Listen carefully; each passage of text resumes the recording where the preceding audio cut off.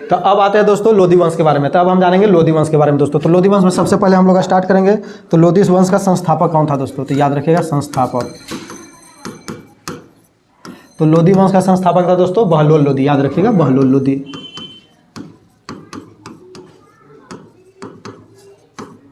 बहलोल लोधी दोस्तों 1451 ईस्वी में लोधी वंश का प्रथम शासक बनता है। याद रखिएगा 1451 ईस्वी में दिल्ली की राजगद्दी पर बैठता है दोस्तों। याद रखिएगा यह जो है अफगान शासक था। कहाँ का था दोस्तों? अफगान। अगर क्वेश्चन पूछेगा दोस्तों कि भारत में प्रथम अफगान शासक कौन था, तो भारत में प्रथम अफगान शासक की बात करें दोस्तों तो यह था बहलोल लोधी दोस्तों। तो ये हो जाएगा भारत में प्रथम अफगान शासक।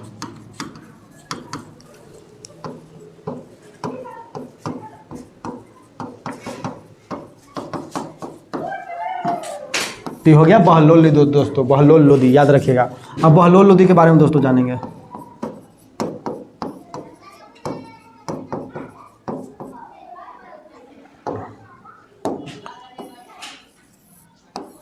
तो सबसे पहले बहलोल लोधी के बारे में तो एक क्वेश्चन याद हो गया दोस्तों कि लोधी वंश का संस्थापक था बहलोल लोधी। याद रखेंगे बहलोल लोधी। यह जो है बहलोल सिक्का भी चलाया था। तो नाम से प्रतीत होता है बहलोल सिक्का। यह भारत में प्रथम अफगान शासक था दोस्तों, ये भी याद रखेंगे।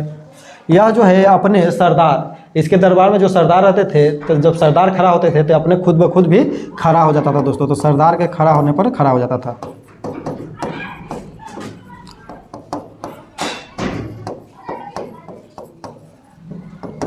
सरदार को खड़ा रहने पर खुद भी खड़ा हो जाता था दोस्तों। अपने सरदारों को क्या कहा करता था? रैयत ए आला दोस्तों। याद रखिएगा अपने सरदारों को कहा करता था, सरदारों को कहा करता था रैयत ए आला।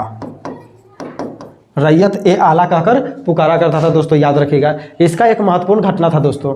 तो यह एक महत्वपूर्ण कार्य भी किया था, जौनपुर पर विजय प्राप्त किया था। कहाँ पर दोस्तों? तो जौनपुर। याद रखिएगा जौनपुर।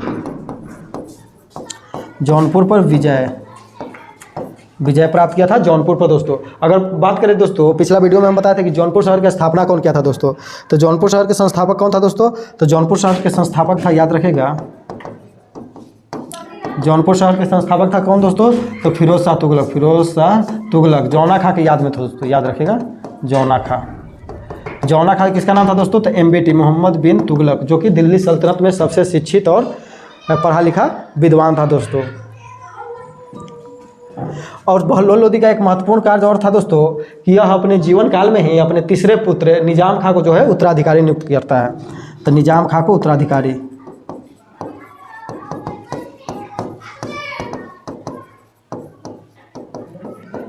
तो अपने जीवन काल में अपने तीसरे पुत्र निजाम खां को उत्तराधिकारी जब नियुक्त करता है दोस्तों, तो वहाँ के सरदार इससे नाराज हो जाते हैं दोस्तों, क्योंकि यह जो निजाम खां जो रहता था दोस्तों, यह जो है एक सुनार माँ के गर्भ से जन्म लिया था। याद रखिएगा। इसकी माँ जो थी एक सुनार थी जिसका नाम था जयबंद दोस्तों। याद रखिएगा माँ का नाम इसका क्या था दोस्तों? तो जयबंद। जयबंद था माँ का नाम निजाम खां के लोधी। निजाम खां लोधी दोस्तों यह जो है सिकंदर लोधी के नाम से जो है लोधी वंश का दूसरा शासक बनता है दोस्तों। याद रखिएगा। तो अब हम लोग देखेंगे दोस्तों सिकंदर लोधी के बारे में। याद रखिएगा सिकंदर लोधी।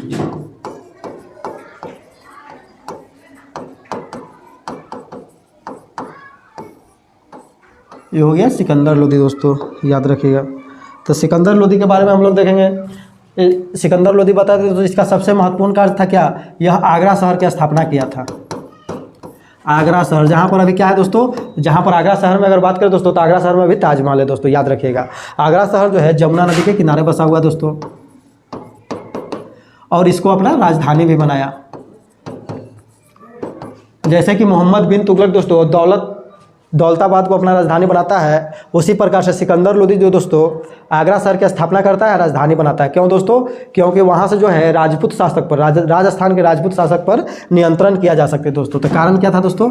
महत्वपूर्ण कारण था राजस्थान के राजपूत शासकों पर नियंत्रण स्थापित करना।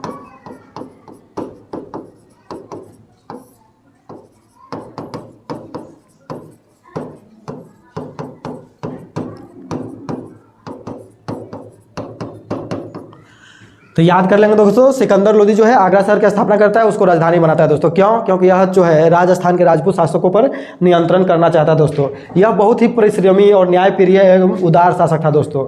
गज ए सिकंदरी, यह जो है नापी के लिए दोस्तों, जमीन के नापी के लिए गज ए सिकंदरी, गज ए सिकंदरी, यानी कि सिकंदर लोदी था, अपने नाम से ही चलवा दिया। गज ए सिकंदरी जो दोस्तों नापी का एक पैमाना हुआ करता था, इसके द्वारा चलाया गया। यह जो है कविताएं भी लिखा करता था दोस्तों, कविता का रचना करता था फारसी भाषा में, फारसी भाषा में कविताओं को लिखा करता था। किस नाम से दोस्तों? तो उसका नाम रहता था, शीर्षक था गुलरुखी, गुलरुखी नाम से जो दोस्तों, गुलरुखी नाम से जो दोस्तों यह कविताएं भी लिखा करता था। किस भाषा में दोस्तों? तो फारसी भाषा में। और यह जो है दोस्तों आगे चलकर संपत्ति कर, जैसे जकात भी कहते हैं, जैसे कि फिरोज शाह तुगलक 4 गो जो है टैक्स छोड़ देता है, जजिया, जकात, खराज और खुश में। उसमें से दोस्तों जकात जो रहता है, जो कि आयकर रहता है, इनकम टैक्स रहता है, उसको जो है समाप्त करता था दोस्तों। इसकी मृत्यु, यह जो है दोस्तों नागरकोट ज्वालामुखी मंदिर, जो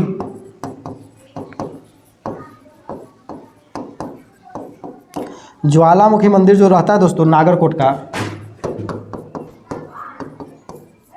तो वहाँ का मूर्ति को तुड़वा देता है दोस्तों, याद रखिएगा। हम मूर्ति को तुड़वा कर दोस्तों उसको जो है कसाईयों को दे देता है मांस तौलने के लिए। बताइए कितना घटिया काम करता है। तो कसाईयों को दे देता है दोस्तों मांस तौलने के लिए, उसके मूर्ति को तोड़कर दोस्तों, याद रखिए। इसी सभी का देन था कि दोस्तों इसको मुंह में जो है बीमारी हो जाती है और इसकी मृत्यु जो हो जाता है दोस्तों 1517 ईस्वी में मृत्यु हो जाती है दोस्तों। तो 1517 ईस्वी में इसकी मृत्यु हो जाती है गले की बीमारी के कारण, गले की बीमारी दोस्तों। तो ये भी याद रखिएगा, महत्वपूर्ण चीज़ था सिकंदर लोदी के बारे में। देख लेते हैं एक बार दोस्तों, आप सभी देख लीजिए एक बार ध्यान से। सिकंदर लोदी दोस्तों लोदी वंश का दूसरा शासक था, बहलोल लोदी का उत्तराधिकारी था। यह जो है आगरा शहर की स्थापना करता है, यमुना नदी के किनारे राजधानी बनाता है दोस्तों, याद रखें। क्यों? कि राजस्थान के राजपूत शासक पर नियंत्रण किया जा सके दोस्तों। नापी के लिए गज ए सिकंदरी नामक प्रणाली चलाता है। फारसी भाषा में कविताएं लिखता है गुलरुखी, याद रखेगा, गुलरुखी नाम से फारसी भाषा में कविताएं भी लिखता है। ज्वालामुखी मंदिर को तोड़कर, यानी कि नागरकोट में जो ज्वालामुखी मंदिर स्थित है उसको तोड़कर दोस्तों, इसके द्वारा मूर्ति को तोड़कर कसाईयों को मांस तौलने के लिए दे दिया जाता है दोस्तों। 1517 ईस्वी में मृत्यु हो जाती है दोस्तों इसके। यह जो है कुछ आयुर्वेदिक ग्रंथों का अनुवाद भी करवाया फारसी भाषा में दोस्तों, आयुर्वेदिक ग्रंथों का अनुवाद भी कराया फारसी भाषा में दोस्तों, याद रखिएगा, फारसी भाषा में। फरहंगे सिकंदरी,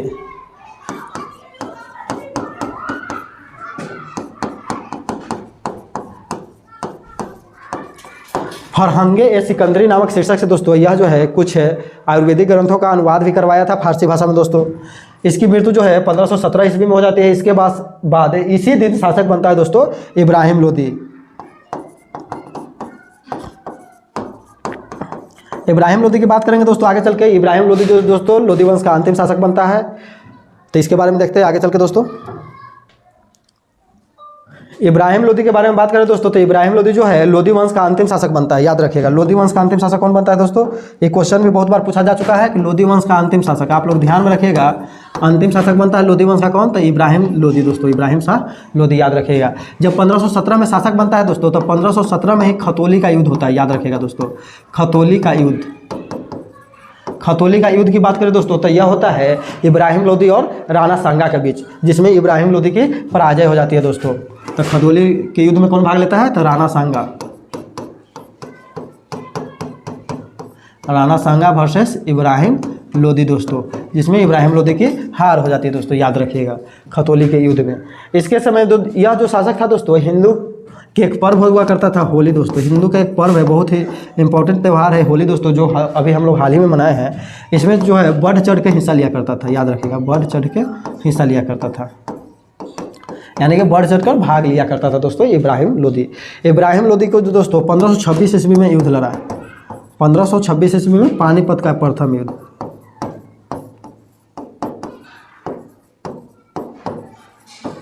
पानीपत का प्रथम युद्ध जो दोस्तों 1526 ईस्वी में हुआ था, 21 अप्रैल के दिन दोस्तों, याद रखिएगा, 21 अप्रैल। अगर बात करें दोस्तों तो किसके किसके बीच हुआ था यह पानीपत का युद्ध दोस्तों? तो इब्राहिम लोदी था,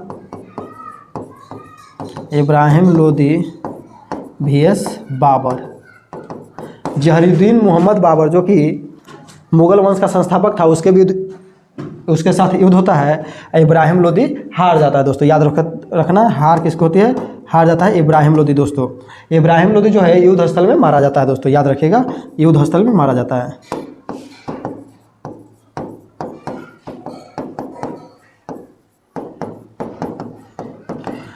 अगर बात करें हम लोग दोस्तों कि सल्तनत काल में युद्ध स्थल में मारा जाने वाला प्रथम शासक कौन था, तो सल्तनत काल में युद्ध स्थल में मारा जाने वाला प्रथम शासक कौन था दोस्तों? तो वो भी था, यही था दोस्तों, इब्राहिम लोदी। याद रखिएगा, इब्राहिम लोदी। इब्राहिम लोदी की हार हो जाती है यहाँ पर 1526 ईस्वी में। इसके बाद मुगल वंश का शासन शुरू होता है यहाँ पर दोस्तों, याद रखिएगा हम लोग। तो वीडियो आप लोगों को कैसा लगा दोस्तों? आप लोग कमेंट करके ज़रूर बताइए। चैनल को लाइक कीजिए, शेयर कीजिए और जहाँ तक हो सके सब्सक्राइब कीजिए दोस्तों।